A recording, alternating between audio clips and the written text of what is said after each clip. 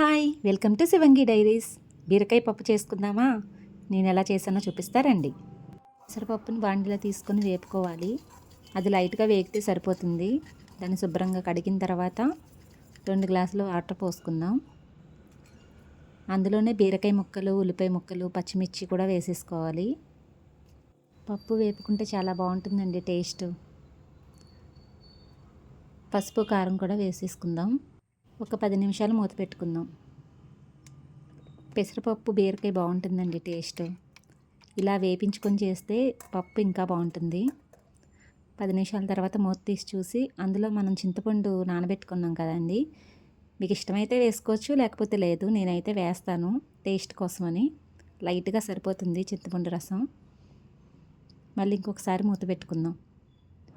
కొంచెం ఉడికిన తర్వాత ఉప్పు కూడా వేసేసుకుందాం, తగినంత ఉప్పు. అంతేనండి. కొంచెం పప్పు దగ్గరికి అయిన తర్వాత తాలింపు వేసేసుకోవడమే. చూడండి ఎంత బాగా ఉడికిందో పప్పు. ఇది ఒంటికి చలవ కూడానండి పెసరపప్పు. కొంచెం ఆయిల్ పోసుకొని మినప్పప్పు, ఆవాలు, జీలకర్ర, ఎండుమిర్చి, ఇంకా కరివేపాకు, ఇంగు వేసుకుంటే పప్పులో చాలా బాగుంటుంది, టేస్ట్గా ఉంటుంది. వెల్లుల్లిపాయలు కూడా వేసుకోవాలి. నేను ముక్కలు కట్ చేసి వేసాను వెల్లుల్లిపాయలు. చాలా టేస్టీగా ఉంటుందండి. ఇందులో అప్పడాలు వేపించుకొని తింటే ఇంకా బాగుంటుంది. ఈ వేసవికాలం ఇలా సింపుల్గా చేసుకొని తింటే ఆరోగ్యానికి కూడా చాలా మంచిది.